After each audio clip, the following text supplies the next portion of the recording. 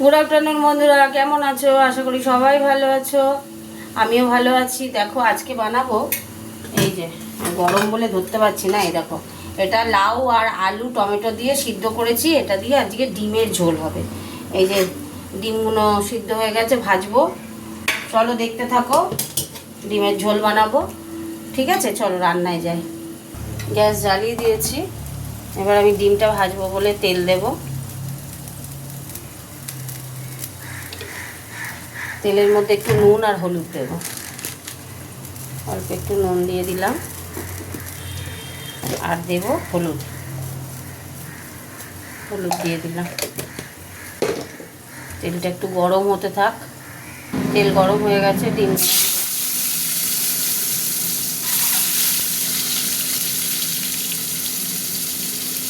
ভাজা করতে হবে, তো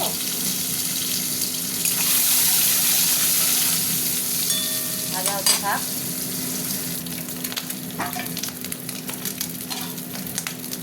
ডিমগুলো ভাজা হয়ে গেছে, তুলে নিচ্ছি।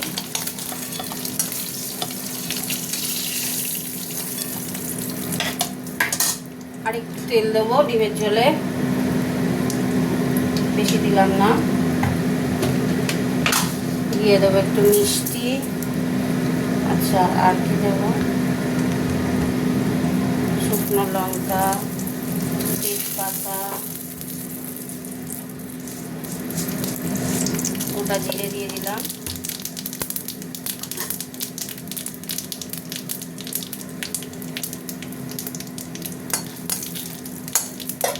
এবার দিয়ে দেবো পেঁয়াজ।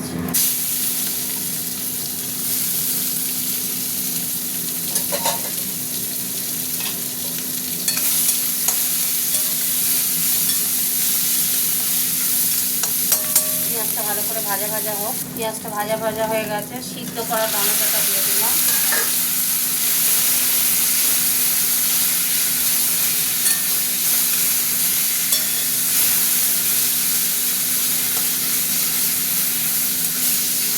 আমি খুব শর্টে রান্না করি, জানো তো, তাড়াতাড়ি হয়ে যাবে, এগুলো ব্যাপার। হতে থাক, টমেটোটা সিদ্ধ হয়ে গেছে। এবার আমি মশলা দেব। আদা রসুন পেস্ট দিয়ে দিলাম। আচ্ছা, এবার দেবো, হলুদ ছাড়া রান্না হবে আজকে। ধনে গুঁড়ো দিয়ে দিলাম, লঙ্কা গুঁড়ো দেবো,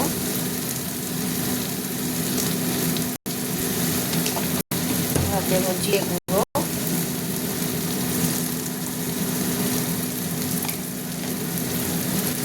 এবার দিয়ে দেবো নুন। সিদ্ধ করার সময় নুন দিয়েছিলাম, ঠিক আছে, আবারও দিয়ে দিলাম নুন।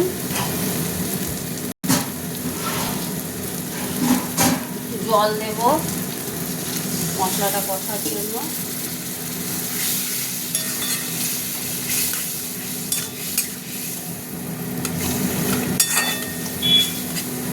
মশলাটা কষা হতে থাক।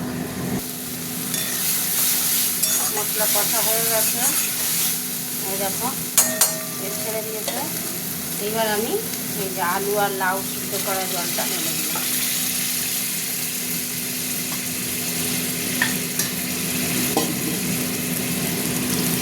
এখানে তলায় লেগে গেছে সিদ্ধ করার সময়, দেখেছো, কালো হয়ে গেছে।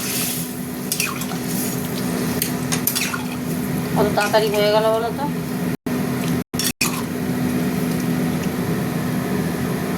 বাহ, নুন মিষ্টি সব পারফেক্ট আছে। এবার নুন দিয়ে দিলাম, ঢাকাটা খুললাম। এই দেখো আলুটা সিদ্ধ করাই, এবার নামিয়ে দেবো। তাহলে লাউ দিয়ে, এই যে লাউ বড় বড় করে লাউ কেটেছি, লাউ দিয়ে ডিমের ঝোল বানানো হয়ে গেল, হলুদ ছাড়া। ঠিক আছে, এবার অফ করে দিই, চাপা দিয়ে দিই, গ্যাস অফ করে দিলাম। চলো তোমাদের সাথে একটু কথা বলে নিই। তা লাউ আর আলু দিয়ে ডিমের ঝোল বানালাম, কীভাবে বানালাম দেখলে কমেন্ট করে জানিও, তোমরাও বাড়িতে খেয়েও বানিয়ে। টাটা, কমেন্ট করো, ভুলো না, কেমন?